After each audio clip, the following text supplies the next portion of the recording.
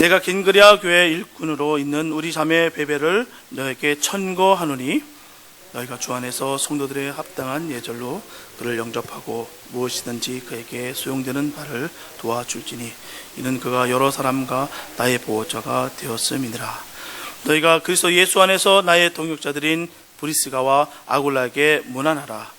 저희는 내 목숨을 위하여 자기의 목이라도 내어놓았나니 나뿐 아니라 이방인의 모든 교회도 저에게 감사하느니라. 또 저의 교회에게도 문안하라. 나의 사랑하는 에베네도에게 문안하라. 저는 아시아에서 그리스도께 처음 익은 열매니라. 너를 위하여 많은 수고한 마리아에게 문하라. 내 친척이요 나와 함께 갇혔던 안드노기아와 유니아에게 문안하라. 저희는 사도에게 유명히 여김을 받고 또한 나보다 먼저 그리스도 안에 있는 자라. 또 주 안에서 내 사랑하는 암블리아에게 문안하라. 그리스도 안에서 우리의 동역자인 우르바누와 나의 사랑하는 스타고에게 문안하라. 그리스도 안에서 인정함을 받은 아벨레에게 문안하라. 아리스토블로의 권속에게 문안하라. 내 친척 헤로디온에게 문안하라. 나기수의 권속중 안에 주 안에 있는 자들에게 문안하라. 주 안에서 수고한 두르베니와 두르보사에게 문안하라. 주 안에서 많이 수고하고 사랑하는 버시에게 문안하라. 주 안에서 택하심을 입은 루프와 그 어머니에게 문안하라. 그 어머니는 곧 내 어머니니라. 아순 그리스도와 블레곤과 허메와 바드로베와 허마와 저와 함께 있는 형제들에게 문안하라. 빌롤로고와 율리아와 또 네레오와 그 자매와 올름바와 저희와 함께 있는 모든 성도에게 문안하라. 다 같이 있습니다. 너희가 거룩하게 입맞춤으로 서로 문안하라. 그리스도의 모든 교회가 다 너에게 문안하느니라. 아멘. 오늘날까지 기독교의 교회사를 보게 된다면 생명을 걸고 예수를 믿은 믿음의 선진들이 참 많았습니다. 그 믿음의 선진들은 한결같이 예수 믿는 것 때문에 고난을 당하고 핍박을 당해도 그들은 결코 무릎을 꿇지 않고 믿음을 지켜 나아갔습니다. 이 같은 믿음의 선진들이 있었기 때문에 오늘날 우리에게 복음이 증거되어서 저와 여러분들이 예수를 믿게 된 것입니다. 그래서 하나님의 자녀가 되었고 천국의 삶을 살게 된 것입니다. 이것은 세상의 어느 것과도 바꿀 수 없는 너무나도 귀한 것입니다. 얼마나 감사한지 모릅니다.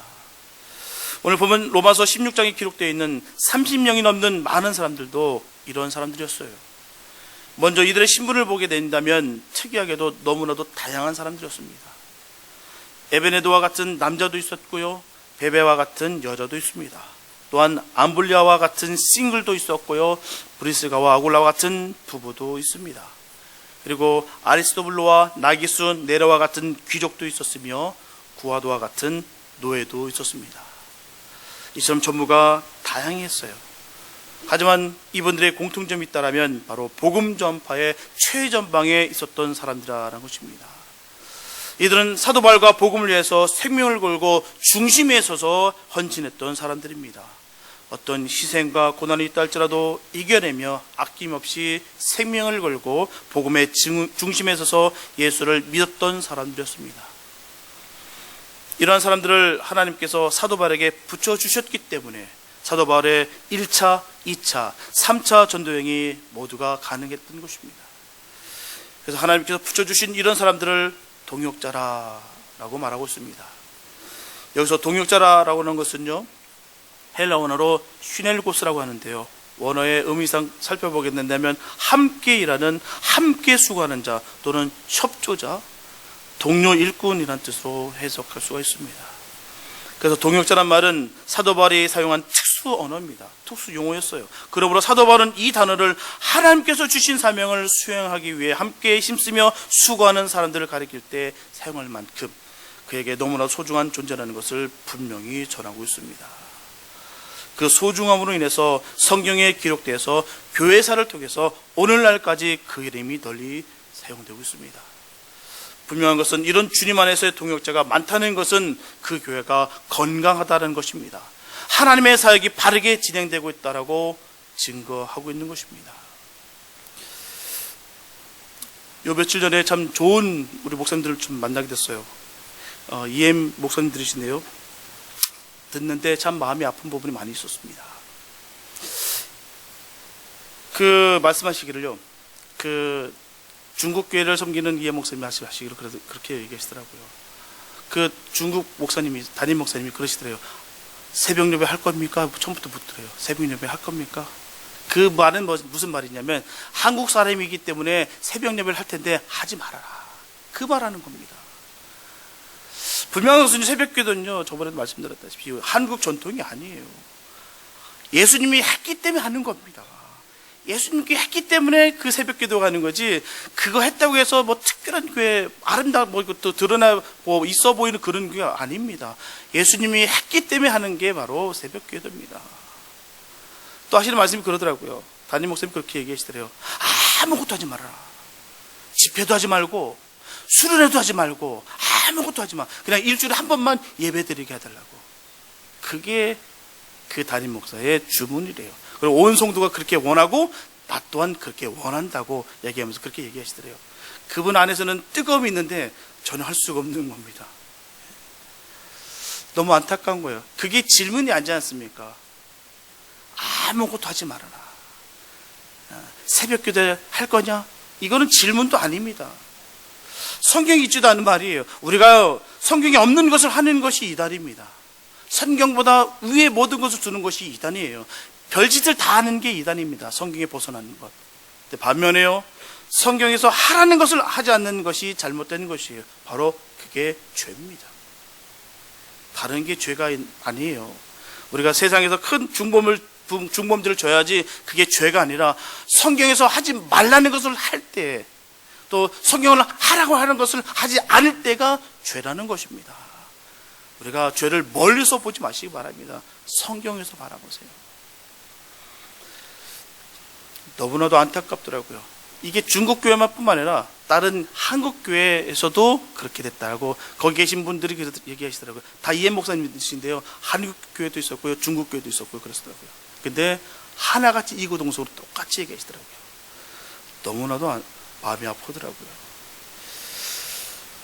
오늘 본문을 중심으로 하나님의 사람들의 삶을 살펴보면서 우리들의 신앙을 견고하게 세우는 복된 시간 되었으면 참 좋겠습니다. 첫째 동역은 신뢰가 생명이에요. 본문에서 보면 내가 겐그레아 교회의 일꾼으로 있는 우리 자매 베베를 너에게 천거하노니 라고 말씀하고 있습니다. 사도 바울은 본문에서 특별하게 베베라는 여집사를 추천하고 있어요. 그 당시에 겐그레아 교회는 아시아의 에베소, 안디옥, 아프리카의 알렉산드리아로 향하는 무역의 중심지였고요, 번화한 항구 도시였기 때문에 이 겐그레아 교회는 상당히 큰 교회였습니다. 이렇게 큰 교회라는 것은 그 교회에 많은 교인들이 있었다라는 것을 말하는 것입니다. 학력도 높고 재력도 있고 명예와 권력을 가지고 있던 사람들이 많이 있었을 것입니다.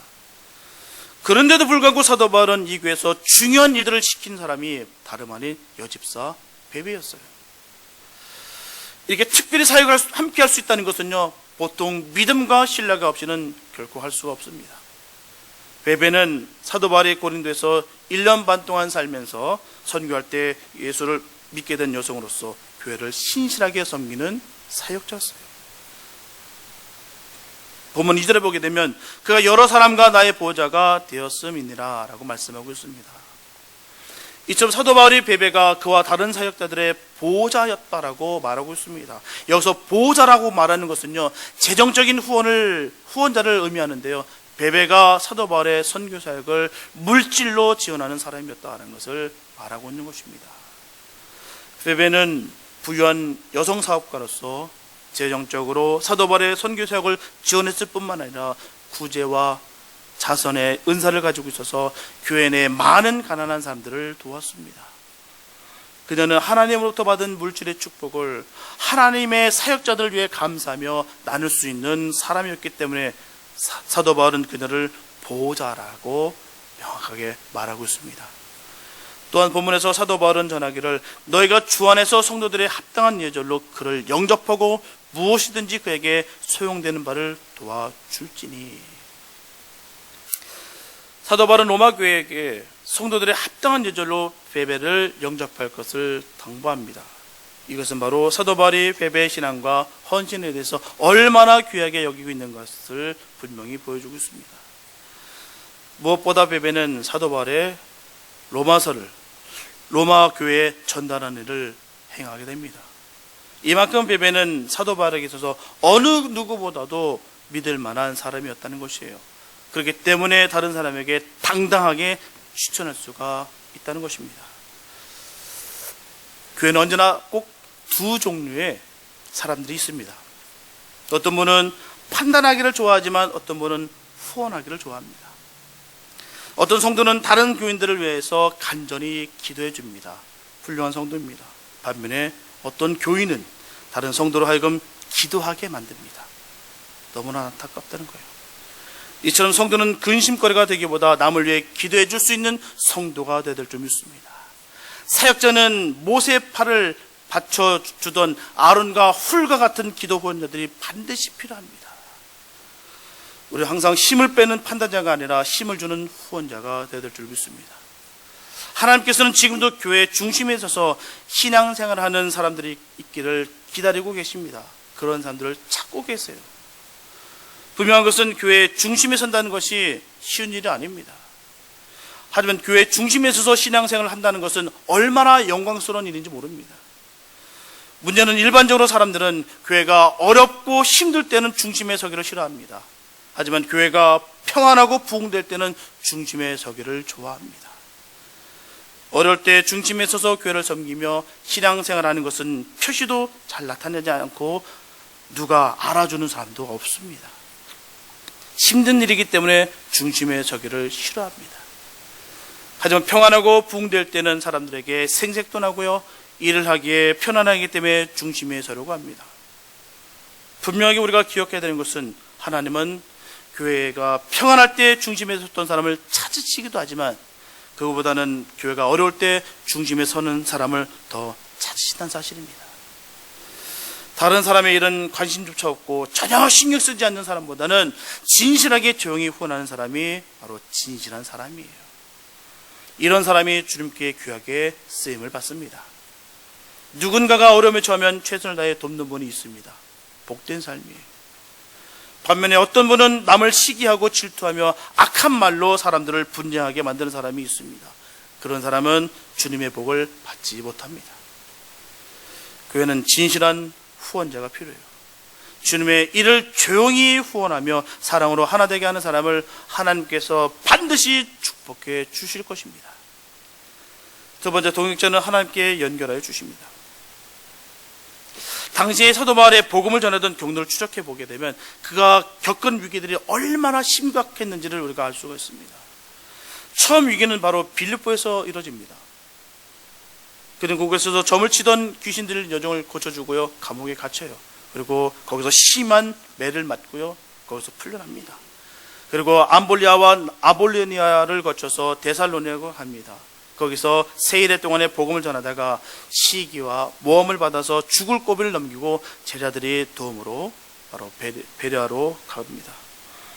데살로니가 유대인들이 사도 바울이 베레아에서 복음을 전한다는 얘기 듣고 거기까지 쫓아와서 해방을 합니다. 그래서 쫓겨나간 곳이 바로 아덴이었어요. 그리고 그 아덴을 떠나서 고린도에 갔어요. 이때 만난 동역자가 바로 브리스길라와 아굴라 부부입니다. 그때 사도 바울은 아덴에서 자신의 힘과 능력으로 승부를 보려고 했어요. 자기가 갖고 있던 모든 지식을 다 동원해서 그 아덴에 있는 모든 사람들을 그가 지식적으로 누르려고 했습니다. 그러나 그의 생각과 달리 완전하게 철저하게 무너집니다. 그런 때였어요. 그래서 고린도 지역으로 유입되게 되었습니다. 그의 심정을 잘 말씀하고 있는 말씀이 바로 고린도전서 2장 3절 말씀입니다. 내가 너희 가운데 거할 때 약하며 두려워하며 심히 떨었노라. 이렇게 참참하고 두려움 가운데 있을 때 사도 바울은 너무나도 든든한 한 가정을 만나는데요, 바로 본도 태생인 아굴라라는 유대인이었어요. 아굴라는 로마 황제 글라디오아가 그 황제가 모든 유대인들은 로마에서 다 떠나라라고 칙령을 내립니다. 때문에 얼마 전에 그의 아내 브리스길라와 함께 로마에서 쫓겨와서 고린도에 정착한 사람들입니다. 로마에서 고린도로 쫓겨와 살다가 당시 사도 바울도 자비랑 선교로서 천막 짓는 그 일을 했는데 어비 같은 이 부부와 함께 거기서 만나게 됩니다. 참 놀랍고 신기한 거예요. 우리 성경을 보게 되면 하나님은 결코 실수하시는 분이 없습니다. 하나에서 열 때까지 치밀하게 섬세하게 하나도 틀린 바가 없어요. 그 순간은 모르겠지만 모든 결과는 주님께서 완벽한 그 계획 가운데 이루어집니다. 이 브리스길라와 아굴라라는 부부가 로마에서 쫓겨서 왔어요. 사람이 자기 살던 그 생활 터전에서 쫓긴다는 것은요, 굉장히 고통스러운 일이에요. 그곳이 어떤 곳인지를 막론하고 그곳에서 뿌리 내리고 살았던 그곳에서 내가 옮겨지는 것이 아니라 남에 의해서 쫓겨난다는 것은요, 굉장히 고통스럽습니다. 내가 기반을 다 닦아놓은 곳에서 쫓겨나는 것은 절망입니다. 아무런 희망도 보이지 않습니다. 어디로 가서 어떻게 내가 살아갈 것인지 막막하다는 것입니다. 요즘도 보면 한국에서 많이 그런 거 있지 않습니까? 용역들을 동원해서 철거하고 거기서 살아남겠다고 막 투쟁하고 하는 게 모습이 이때도 똑같다라는 것입니다. 막막했어요. 하지만 하나님은 그 고난을 통해서도 역사하신다라는 사실입니다. 그 고난을 통해서 옮기게 되고요, 그 옮김을 통해서 사도 바울을 만나게 됩니다. 세계의 만남이에요. 이 모든 것들이 그냥 우연으로 이루어졌던 것이 아니라 하나님의 철저한 계획 속에 움직여졌다는 것이에요. 그 엄청난 사람들이 고린도 지역에 몰려왔기 때문에 일손이 부족한 게 뭐냐면 바로 텐트 짓는 작업입니다. 근데 사도 바울은 그 기술을 갖고 있었다는 것이에요. 텐트를 작업할 수 있는 그 기술이 있었기 때문에 그곳에서 브리스길라와 아굴라 부부를 만나게 됩니다. 우리가 사사롭게 여겼던 것들을 통해서라도 하나님께서는 역사하셔서 귀한 만남을 이루게 했던 사실입니다. 만나려고 만나는 것이 아니에요. 거기 가면 누군가 있을 거라고 생각해서 갔던 것도 아닙니다. 하나님께서 역사하시고 옮기셨는데 그곳에서 그 부부를 만나게 되고 그 역사 가운데 아름답게 세워졌다는 사실입니다. 이게 하나님의 역사심이에요. 그래서 우리 결코 고난과 고통을 통해서 우리가 낭망하거나 좌절할 필요가 없습니다. 그 일을 통해서 역사하실 그 주님을 바라보시기 바랍니다. 그 끝은 주님께서 역사하십니다. 주께서 함께 하시기에 우리는 성도는 절망하는 그런 존재가 아니에요. 늘 감사와 감격에 있는 존재입니다. 비록 생활 터전을 빼앗겼지만 그 가운데 역사하시는 그 주님을 우리가 바라볼 수 있는 우리가 되기 원합니다. 그곳에서 하나님께서는 계획하시고 세우셨다는 것입니다. 물론 성경의 기록은 업이 같은 사람이라 직업상 만난 부부로 보여졌지만 거래 관계를 뛰어넘어 하나님의 일에 동역자의 관계로 발전하게 됐다는 것이에요. 그래서 사도 바울을 만나 함께 일하면서 아굴라 부부는 하나님을 섬기고 말씀을 배웠습니다. 그리고 사도 바울이 복음을 전하는 일 할 때 많은 도움을 주었던 부부였습니다. 그 후에 에베소로 이사하여 자기 집을 교회로 내어놓아서 에베소 교회가 설립되었고요, 거기서 사도 바울을 교역자로 극진히 섬기게 됩니다. 또한 후로는 다시 로마로 건너와서 로마 교회를 섬기게 되는데 사도 바울이 지금 로마 교회 방문을 계획을 가지고 로마 교회를 생각할 때 제일 먼저 떠올렸던 사람이 바로 브리스길라와 아굴라 부부였어요. 그리고 나중에 사도 바울이 로마 감옥에 갇혀 있을 때 생의 마지막을 느끼며 떠올린 인물 가운데서도 디모데후서 4장 19절에서 분명히 전하고 있듯이 브리스길라와 아굴라를 문안하라고 하면서 그를 기억했다는 것입니다. 가장 힘들 때, 가장 어려울 때 기억했던 인물이 가장 그에게 소중한 인물이에요. 그가 바로 브리스길라와 아굴라였습니다. 그들은 어려운 여건과 갖은 핍박 중에 사역하던 그 사도 바울을 돕는 일이 그들의 생명에도 위협을 주었지만 그들은 거기에 굴하지 아니하고 그들 부부는 자신들의 어떤 일보다도 우선적으로 사도 바울의 복음 사역을 도왔다는 것이에요. 분명하게 사역의 순위가 확실히 그들은 있었다는 것입니다. 하나님께 하나님께 초점을 맞추며 그런 삶을 살았다는 것이에요. 다른 기준이 아닙니다. 내가 먹고 사는 곳에서, 내가 유익이 있는 곳에서, 내가 드러나는 곳에서 집중하는 것이 아니라 하나님의 일을, 하나님을 위해서 하나님과 함께 그 일을 꿈꾸고 함께 했다는 사실입니다. 이게 바로 충성스러운 동역자의 모습이라는 것입니다. 사도 바울은 그런 아굴라 부부를 얘기하면서 자신의 생각을 명확하게 설명하는 말씀이 바로 본문 4절입니다. 저희는 내 목숨을 위하여 자기의 목이라도 내어 놓았나니. 원문에는요, 전하기를 사형 집행자에게 목을 내어 놓았나니 라고 되어 있습니다. 이 말씀이 바로 헌신된 일꾼인 것을 명확하게 전하고 있습니다. 사도 바울에게 목숨을 걸고 돌봐주었다는 것은 바로 주님께 목숨을 걸고 충성했다는 것이에요. 사람을 도와줬던 것이 아닙니다. 사람을 드러내 보이려고 했던 것이 아니라 하나님을 위해서 그는 목숨을 다 내려놨다는 것입니다. 오해하지 마시기 바랍니다. 이 말씀하셨다고 송 목사가 자기 지금 도와달라는 거구나. 아닙니다. 전 도움 그런 거 아닙니다. 주님의 일을 하시고 주님께 복을 받으시기 바랍니다. 그걸 말씀드리는 거예요. 그 동역자들의 삶은 그런 삶을 사는 것입니다. 삶을 사람을 도와줬던 것이 아니라 하나님께 초점 맞췄기 때문에 그 생명을 내어놓을지라도 전혀 그 삶이 아깝지가 않고 그 가치를 알기 때문에 전혀 굴하지 않았다는 것입니다. 우리가 그런 믿음이 있어야 될 줄 믿습니다. 그런 믿음이 있다면 결코 우리는 흔들리지 않습니다. 상황과 형편이요, 그건 중요치 않다는 것입니다. 내 감정이요, 중요치가 않아요. 하나님께 다 내어놨기 때문에 우리는 결코 거기에 흔들리지 않습니다. 이처럼 교회 일꾼은 주님의 일에 목숨을 걸고 충성을 다하는 사람인 것입니다. 사도행전 18장 24절 이하에 보게 되면 이들 부부는 학문이 많고 성경이 능한 아볼로에게도 신앙의 멘토가 돼서 말씀과 돌봄으로 아볼로를 교회 일꾼으로 세우는데 지대한 역할을 한 인물들입니다.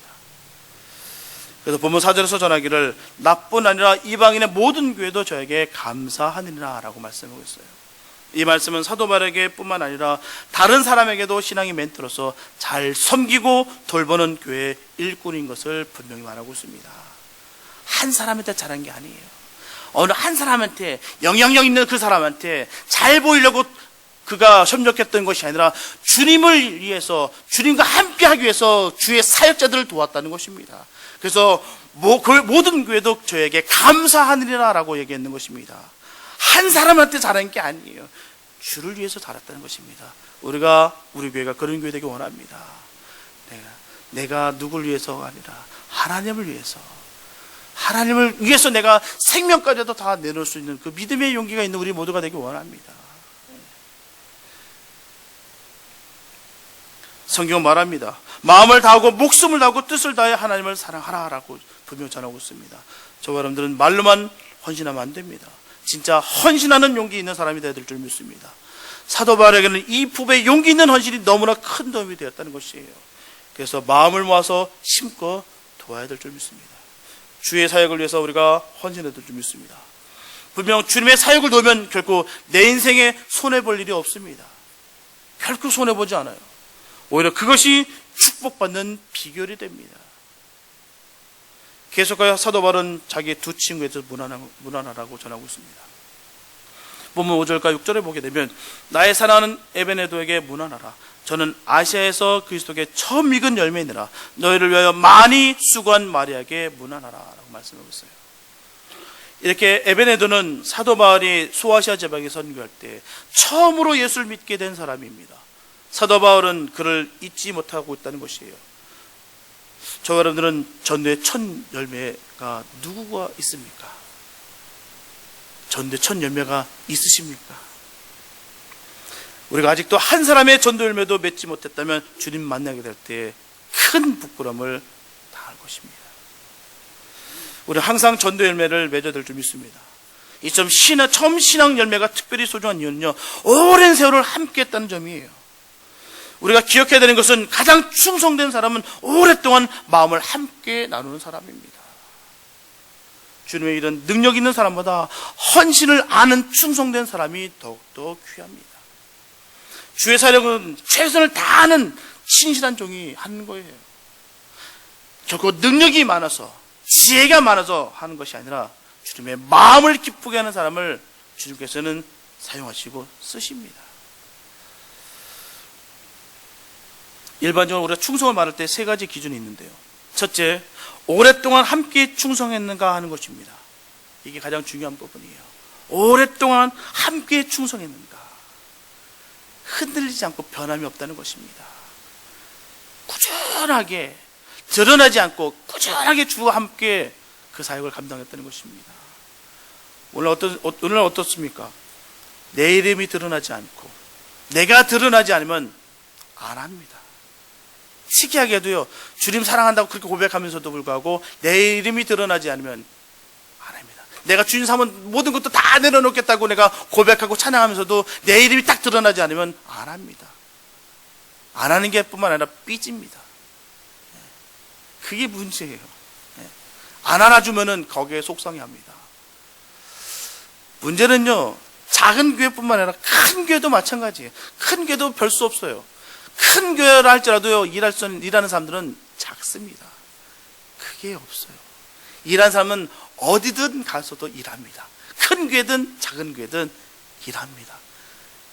문제는 주님은 그 사람께 관심 있고요, 그 사람을 사랑합니다. 수많은 것에 보고 분명히 예수님께서 말씀하시지 않았습니까? 가라지 뽑지 말아라. 그가 뽑다가 내 알고까지 뽑아지가 걱정된다. 뽑지 말아라. 나중에 내가 판단할게. 내가 뽑을게. 이 말씀 아닙니까? 그러니까 오랫동안 함께 충성했던 자가 귀합니다. 두 번째, 작은 일에도 충성했는가 하는 것이에요. 직분의 크기와 상관없이 충성해야 되는 것입니다. 저 일은 한직이기 때문에 나한테 맡겨? 나한테 이런 일을 맡겨? 이럴 경우가 있습니다. 작은 일일지라도요, 주님과 함께 하는 것이 주님의 일입니다. 아무리 많은 일을 내가 감당할지라도요, 그 안에 예수가 없으면 그냥 사람의 일이에요. 그냥 노동입니다. 그냥 노동판 거예요. 아무것도 아닙니다. 하지만 내가 작은 일일지라도, 사람들이 볼 때 하찮은 일일지라도 주님과 함께 할 때 그 일은 훌륭한 일입니다. 주님 보시기에 선한 일이고요, 주님은 그 일에 관심이 있습니다. 그 일에 기억하십니다. 셋째, 어려운 때에 충성했는가 하는 것입니다. 상황과 형편에 따라서 충성이 변하지 말아야 되는 것이에요. 변질되지 말아야 됩니다. 상황이 바뀌니까, 내가 형편이 바뀌니까 바뀌는 경우가 얼마나 많은지요. 왜 부자가 왜 천국 가기 힘들까요? 부자니까요. 부자니까 미우니까요. 남들보다 더 많은 걸 가졌으니까요. 특별히 그래서 예수님이 또 질투나서 그렇게 얘기했을까요? 나는 지금 길바닥에서 제자다가 누워서 자고 있는데 저 부자들은 지금도 호의호식하면서 권력을 누리면서 편안하게 있으니까 저 부자들에게 내가 한 방 먹이겠다 생각해서, 야, 니들이 천국 가는 거면 바늘기에 낙타가 드는 것보다 더 쉽겠다, 야, 이렇게 막말하셨을까요? 아닙니다. 부자가요, 믿음 갖기가 너무 어렵더라고요. 믿을 만한 것들이 너무 많아요. 그 주변에. 신기하고도 늘었습니다. 우리가 없던 사람이요, 갑자기 돈이 많이 생기면요, 예수 떠납니다. 어느 순간 교만해져서 떠나더라고요.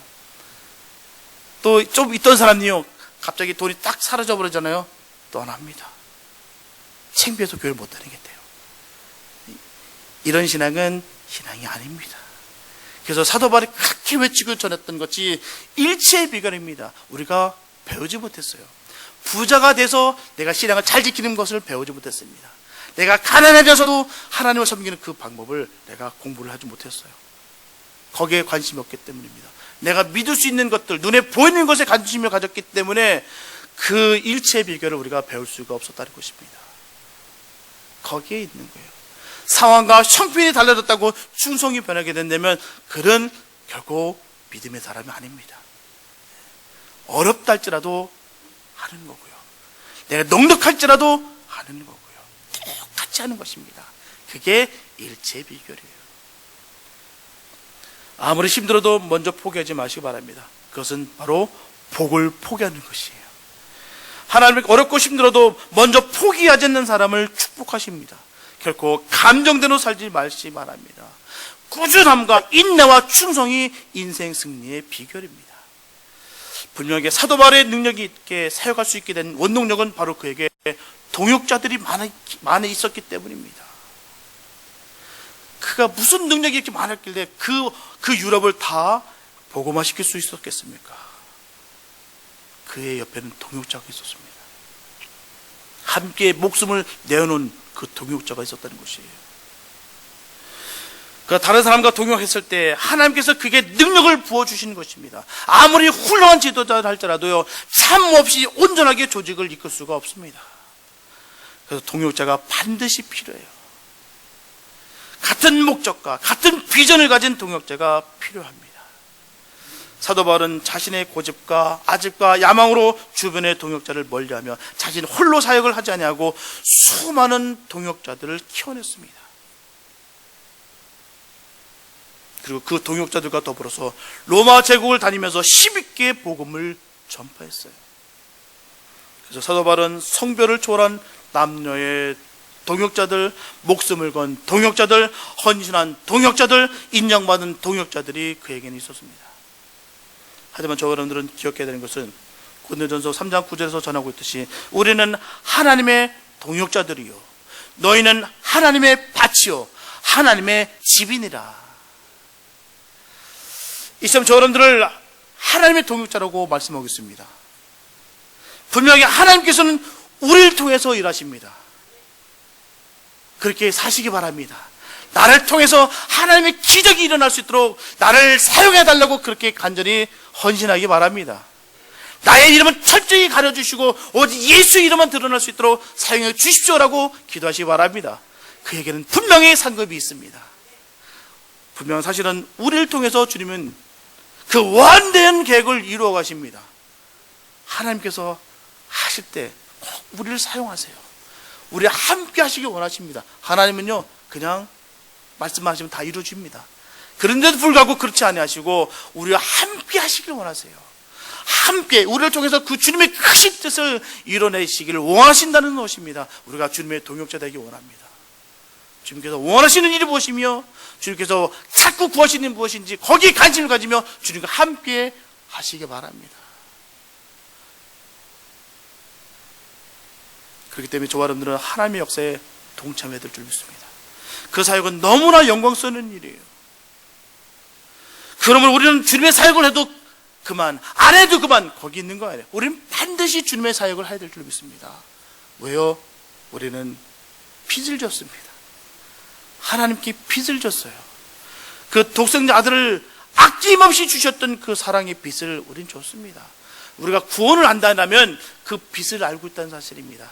난 그 빚을 모르고 사는 사람들, 내가 능력이 많기 때문에, 내가 지혜가 많고 내가 아는 사람이 많기 때문에 라고 생각하는 분들은 죄송합니다. 그분은 거듭나지 않은 사람이에요. 내가 거듭났다 아니다, 겉모습이 있는 것이 아닙니다. 내 마음속에 사랑의 빛이 있는 것을 아는 자와 모르는 자의 차이입니다. 내가 철저하게 위장하고 내가 철저하게 숨길 수 있습니다. 하지만 결국 드러나게 되어 있습니다. 내 안에 정말 사랑의 빛이 있는지 없는지를 늘 점검하시기 바랍니다. 나를 위해서 주님께서 물과 피를 다 쏟으셨는 것을 내가 아는지 모르는지를 아시기 바랍니다. 이걸 아는데 어떻게 그런 대답이 납니까? 우리 교회 아무것도 원하지 않습니다. 아무것도 하지 마세요. 그냥 일주일에 한 번만 예배드려요. 어떻게 이런 말이 나올 수가 있겠습니까? 그 마음에 정말 예수의 그 십자가의 그 사랑이 있을까요? 저는 없다고 봅니다. 그 안다면은 그런 말이 어떻게 나와요? 그런데 무섭게도요, 요즘 그런 시대입니다. 내가 정말 젊은 목사를 아는데요, 지금 갓 30 넘을까 하는 그런 나이인데요, 저 동부에 시골에 5개 교회를 관장하고 있습니다. 근데 5개 교회를 관장하는데 일주일 주일날 5번 예배 드리고 끝이에요. 거기서 요구하는 게 그겁니다. 예배만 들어달라고. 그래서 예배만, 주일날 예배만 딱 들어주고 다른 거 아무런 것도 이벤트 하지 말아달라고. 근데 그 친구가 너무 안타까운 게 30살밖에 안 되는 그 친구가 영적으로 늙어져 버렸어요. 소망이 없습니다. 그냥 사례비 받고 있는 것뿐이에요. 그냥 그렇게 살아가고 있는 거예요. 아무런 소망도 없어요. 그냥 그렇게 살아가고 있다는 사실입니다. 아까 말씀드렸다시피 그 사역자 말씀드렸죠. 우리 교회 성도들은 어떻게 관리하는지 아십니까? 페이스북 보고 잘 관리합니다 그러더라고요. 며칠 안 보이면 페이스북 보면 아, 여기 계시구나, 아, 지금 여행 중이구나, 이렇게 얘기한다고 합니다. 그 얘기 듣고 얼마나 마음이 아팠던지요. 웃음 속에 슬픔이 있더라고요. 어떻게 예수를 아는데, 예수의 사랑을 아는데 어떻게 그렇게 우리가 살아갈 수가 있을까요? 우리가 늘 점검하시기 바랍니다. 그리스도의 영이 없으면 그리스도인이 아니라고 얘기했습니다. 내 영에 그리스도의 영이 없으면 주님의 자녀가 아니에요. 내 안에 그리스도의 영이 있으면요, 그렇게 살 수가 없습니다. 예수님의 그 사랑을 아는데 어떻게 그렇게 살 수가 있습니까? 어떤 배짱으로요? 내 안에 예수가 꽉 차 있는데 만약에 그렇게 살 수 있다는 게 그게 기적입니다. 아무렇지도 않게 그렇게 일주일에 한 번만 예배 딱 드리고 살아갈 수 있다는 게 기적이에요. 내 안에 예수가 꽉 차 있는데도 불구하고 그럴 수가 없습니다. 내 안에 예수가 꽉 차 있으면요, 내가 가만히 있을 수가 없어요. 감사하게 우리 교회는 일할 일꾼이 많다는 게 감사해요. 그분들이 자랑하시더라고요. 굉장히 부러워하시더라고요. 그 교회를 봤을 때 옛날 한국 교회 보는 것 같아요. 너무 감사하더라고요. 우리 정말 감사해요. 우리 교회 모든 성도님도 감사해요. 어린아이부터 시작해서 노년 이르기까지 다 열심히 하세요. 노인분이라고 해서 안 하시는 게 아니에요. 기도에 얼마나 열심히 다 해주는지 모릅니다. 그 기도로 인해서 우리 교회가 설 수가 있는 겁니다. 아마 그 기도가 없으면 우리 교회 장담할 수 없습니다. 우리 젊은 친구들 너무 감사하더라고요. 한번 뭐 얘기할 때 있어서 노를 해본 적이 없어요. 제가 그래서 어느 교회 가더라도 항상 내가 자랑합니다. 우리 아이들 항상 뭐 할 때마다 노한 적이 없어. 너무 감사하더라고요. 얼마나 그들이 부러워한지 말도 못합니다. 너무 우리 여성교회들 음식을 하는데 순번이 차차차차 돼요. 제가 예전에도 말씀드렸다시피 우리 교회는요, 음식 못해도 다 일할 수 있습니다. 왜냐고요? 하는 것만 열심히 하면 돼요. 오다 떨어진 것만 열심히 하면 음식이 딱 나와요. 그게 우리 교회입니다. 그게 너무 감사해요. 우리 교회가. 그냥 다른 거 여기 음식 하나도 못했는데 양파만 하루 종일 깔아요. 양파만 하루 종일 까니까 음식이 딱 나왔어요. 이게 바로 우리 교회입니다. 우리 교회가 끝까지 이 믿음 지키면서 정말 본이 된 교회 되기 원합니다. 그래서 이 지역에서 이 지역을 뛰어넘어서 다 부러워할 만한 그런 교회 되기 원합니다. 기도에, 말씀에, 예배자에 더욱더 집중하시고 끝까지 주님 사랑하시면서 다가가시 바랍니다. 내 안에 정말 예수가 있는지 없는지를 늘 점검하시면서 내가 옛날에 그 있었던 그 뜨거움이 없다면 내가 가슴을 찢어가면서 내가 슬퍼 울을 수 있는 우리가 됐으면 좋겠습니다. 내가 어떻게 이렇게까지 망가졌을까? 내가 어떻게 이렇게까지 강팍해질 수가 있었을까라고 가슴을 치시면서 되돌아보시기 바랍니다. 내가 예수를 안다면, 내 예수가 내 안에 꽉 찼다면 우리는 결코 변질되지 않습니다.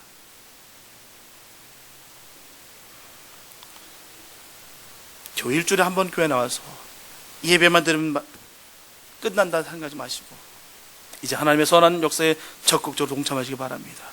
하나님의 동역자가 반드시 되기 바랍니다.